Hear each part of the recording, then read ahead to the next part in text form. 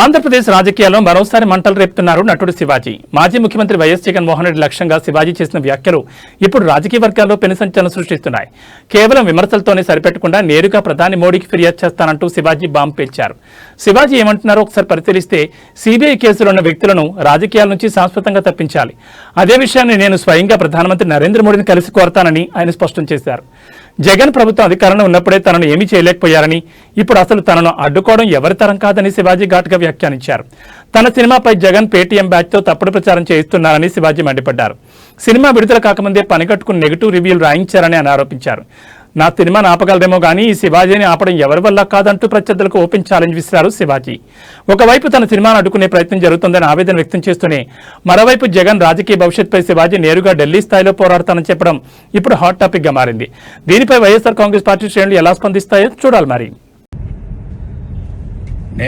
నాకెందుకులే అని నా సినిమాలు నేను చేసుకుంటున్నా. ఎస్, అమరావతి విషయంలో శివాజీ ఎప్పుడైనా మాట్లాడతాడు. ఎప్పుడైనా ఏ పార్టీతో అయినా ఎదురెళ్ళి మాట్లాడతా. అది రైతుల కష్టం. ఆ కష్టాన్ని మీరు మీ ఇష్టం వచ్చినట్టు ఎవరికాళ్ళు వాడేసుకుందామంటే చూస్తా ఊరుకోం. ఏంటి, నేను ఈ సినిమా రిలీజ్ ముందు ఇచ్చిన ఇంటర్వ్యూ మీ అందరికి చాలా ఇబ్బందిగా అనిపించింది కదా. నేను ఎప్పుడైనా మాడతా గురు, ఎవడికి భయపడను. మీలాగా ఆడెవడో ఇచ్చే పేటీఎం డబ్బుల కోసం నా బతుకు నడిస్తే చాలులే అని అనుకుని పోయే రకాన్ని కాదు నేను. అలాగైతే మీ అందరూ తెలుసో లేదో, నేనే ఒక వ్యవస్థను ఏర్పాటు చేయగలిగినోడిని నేను కాదు. ఈ బతుకిచ్చింది మనకి జనం, అది నాకైనా రాజకీయ నాయకులకైనా. మధ్యలో పేటీఎం గాళ్ళు ఉన్నారు చూసారా మీరు, మీ అందరూ ఈ సినిమాని ఆపగలరేమో, మీరు శివాజీని ఆపలేరుగా. ఏంటి, సినిమాని ఎలా ఆపగలరు మీరు? మొత్తానికి ట్వీట్లు వేసి ఇన్స్టాలో మీ ఇష్టం వచ్చినట్టు రెచ్చిపోయి సినిమాకి కొంతమంది ఇక్కడ రెగ్యులర్ గా రివ్యూలు ఇచ్చే వాళ్ళతోటి రాపిచ్చేసి కింద కామెంట్లు పెట్టిచ్చేసి, ఒకడైతే వాడికి ఒక 100K సబ్స్క్రైబర్స్ ఉంటాడు.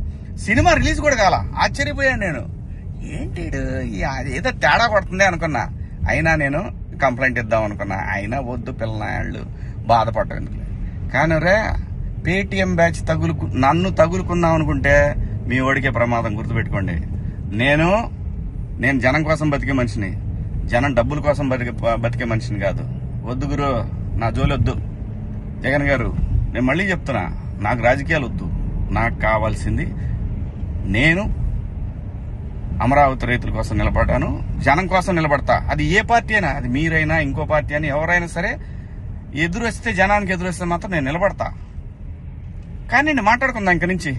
నేను డైరెక్ట్ గా అడుగుతా పీఎం గారినే, ఈ దేశంలో సిబిఐ మీద నమ్మకం ఉండాలంటే, సిబిఐ మీద నమ్మకం కుదరాలంటే ఫస్ట్ కేసులను రాజకీయ నాయకులందరినీ కూడా పక్కన పెట్టి, రాజకీయాల నుంచి పక్కన పెట్టి, వాళ్ళు మంచోళ్ళ చెడ్డోళ్ళ అని తేలిన తర్వాత వాళ్ళని పాలిటిక్స్ లో ఉండే విధంగా చేయగలిగితే బాగుంటుందని పీఎం గారిని కూడా అడుగుదాం అనుకున్నా. ఇక నుంచి మిమ్మల్ని రోజు అడుగుతా. ఇక నుంచి మీకు రోజు నా జోలు రావద్దు.